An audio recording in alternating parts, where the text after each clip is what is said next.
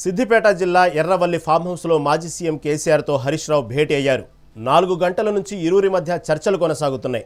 తాజా రాజకీయ పరిస్థితులపై కీలక సమావేశమైనట్లు తెలుస్తోంది. కాళేశ్వరం ప్రాజెక్టు సీబీఐకి అప్పగించిన నేపథ్యంలో ఈ సమావేశం జరుగుతున్నట్లు తెలుస్తోంది. హరీష్ రావు, కేటీఆర్లు ఇవాళ రాత్రి ఫామ్ హౌస్లోనే ఉండనున్నట్లు సమాచారం. సిద్దిపేట జిల్లా ఎర్రవల్లి ఫామ్ హౌస్లో మాజీ సీఎం కేసీఆర్తో హరీష్ రావు భేటీ అయ్యారు. 4 గంటల నుంచి ఇరువురి మధ్య చర్చలు కొనసాగుతున్నాయి. తాజా రాజకీయ పరిస్థితులపై కీలక సమావేశమైనట్లు తెలుస్తోంది. కాళేశ్వరం ప్రాజెక్టు సీబీఐకి అప్పగించిన నేపథ్యంలో ఈ సమావేశం జరుగుతున్నట్లు తెలుస్తుంది. హరీష్ రావు, కేటీఆర్లు ఇవాళ రాత్రి ఫామ్ హౌస్లోనే ఉండనున్నట్లు సమాచారం. దీని గురించి మరింత సమాచారం మా ప్రతినిధి మల్లారెడ్డి అందిస్తారు.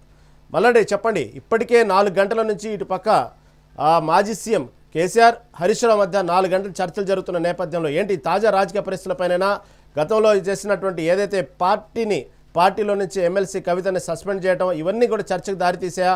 ఏమో తాజా అప్డేట్ ఏంటి? రావడం జరిగింది.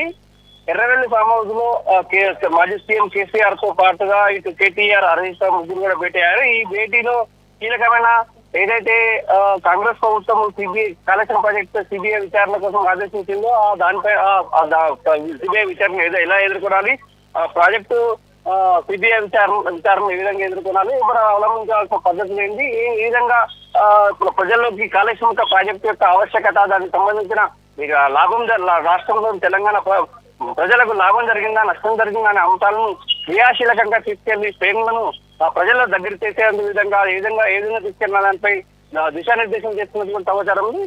అదే కేసీఆర్, కేటీఆర్ తో హరీష్ రావుతో పాటుగా ఈ రోజు ఉదయమే ఎమ్మెల్సీ చంద్రపూర్ రాజు, ఎమ్మెల్సీ పోచంపల్లి శ్రీనివాసరెడ్డితో పాటుగా ఎమ్మెల్యే పాడి కౌశిక్, ఇటు మాజీ మంత్రి జడ్చర్ల మాజీ ఎమ్మెల్యే లక్ష్మారెడ్డి కూడా భేటీ అయ్యారు. ఈ భేటీలో ముఖ్యంగా ఏదైతే ఈ మధ్య కాలంలోనే మాజీ ఎమ్మెల్సీ కవిత ఏదైతే వ్యక్తిగత ఆరోపణలు చేసిందో, ఆరోపణ నేపథ్యంలో పార్టీ పైన కానీ పార్టీ నుంచి కొంత దూరమైన బీఆర్ఎస్ పైన కూడా ఆరోపణలు రావడంతో ఈ భేటీ ప్రజలు సందర్శించుకుంది. అంతేకాకుండా ఈ విధంగా ఈ యొక్క అంశాలను ప్రజలకు తీసుకెళ్లాలి, బీఆర్ఎస్ పార్టీని ఈ విధంగా ప్రభుత్వం అనేది కాంగ్రెస్ ప్రభుత్వం ఈ విధంగా కుట్ర చేస్తుందా, ఈ యొక్క వ్యక్తిగతంగా కేసీఆర్ ను ఇబ్బంది పెట్టాలనే ఆలోచనలో ఉన్నదనే అంశాలపైన కూడా కీలకంగా చర్చిస్తున్నారు. అంతేకాకుండా జుబ్లీస్ ఉప ఎన్నిక అంశం కానీ స్థానిక సంస్థల్లో ఏ విధంగా మనం అవలంబించే విధానాలపై చర్చిస్తాము సమాచారం.